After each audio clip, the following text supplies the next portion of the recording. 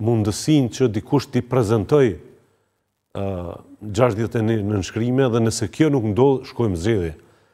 Italia ka ndodhi, ka bërë 6 por, 7 por zgjedhje, por nuk është shkel kushtetuta, sepse kushtetuta është e shenjtë për një shtet, sidomos për një shtet evropian, si që jemi ne, që pretendojmë të jemi pjesë e bashkisë ndërkombëtare. Nuk mund të ketë interpretim. Tani, ju kujtohet se dinamika shumë e shpejt e goditën kaq rënd gjykatën kushtetuese, e ekspozua një gjykatës kushtetuese, edhe kryeministri, edhe presidentja, sot ai gjykatës vazhdon ta kryejë punën e vet.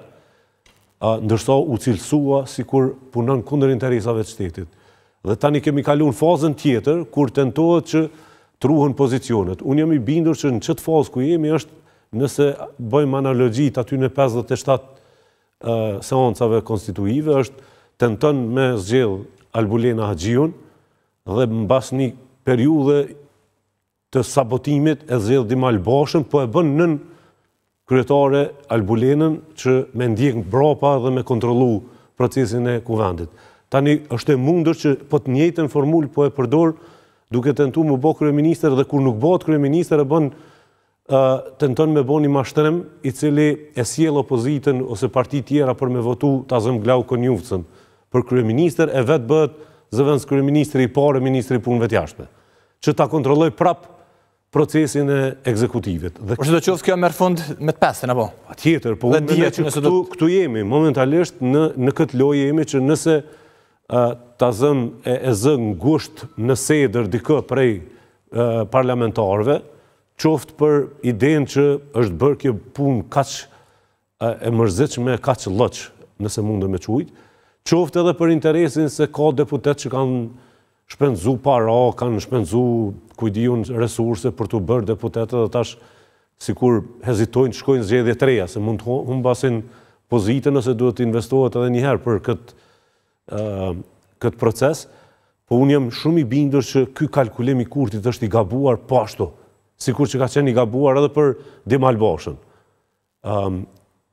Dhe futja më thellë në krizë, që tani sipas kushtetutës i takon presidentës, është që na nxjerr me një situatë edhe më të komplikuar, sepse buxheti nuk ka njeri në këtë vend që guxon të nënshkruaj, ka dha si që guxojnë, po që duhet patjetër përgjigjen që shpenzohen para pas kalimit të buxhetit që është i aprovuar nga legjislatura e kaluar.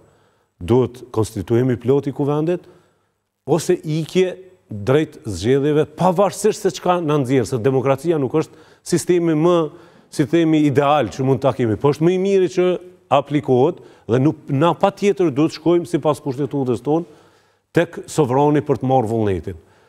Dhe ky është momenti që unë mendoj është duke u vrojtuar jashtëzakonisht afër, ju po deklaratën e ambasadorës Britanisë Madhe në Këshillin e Sigurimit, e cila thotë në mënyrë decisive nuk mund të lejohen institucionet e shtetit që të godasin gjykatën kushtetuese. Do të thotë jemi në monitorim të plot asaj çfarë po ndodh, pavarësisht që këtu mund të shpenzojmë edhe një orë duke biseduar për pasojat që ka kjo lloj emënsisë së qeverisjes dhe manipulimit e shantazhimit të institucioneve për më shumë se disa vite tani më. Tani është bërë publike. Zotja Abazi, a do të mund ta bëjë një qeveri, apo është krejt një lojë për ta zvarritur edhe më shumë procesin, apo vërtet mund të ketë një qeveri me një mandatar tjetër për lëvizjes Jo, nuk mendoj që fare pyetja ju edhe ka logjikë edhe ka racionalitet. Problemi është që formulat që Kurti ka në tavolinë sot nuk janë as logjike, as nuk janë racionale. Po ga 13. Ne kemi njerëz që menzi arrin ta dalin muin me kostet e larta të jetesës, me kostën e lartë të energjisë elektrike, këtu flitet më pak se një javë para balotazhit ose 9 ditë, flitet për pagën e 13. Një qeveri e cila s'ka legjitimitet. Do të thotë këtu më ka humbë racionaliteti politik. Ka rritur edhe shtesat për fëmijë, janë rritur pensionet. Gjitha, domethënë është një hapje e kuletës së shtetit për keqpërdorim për fushat elektorale. Ka rënë për vota. Gjë që për 15 vite vetë Kurti dhe vetë vendosja kishin ndërtu bindjen që kritika ndaj të tjerëve kur bënin ata njëjtën gjë ishte e sinqertë. Në fakt tani është edhe më keq.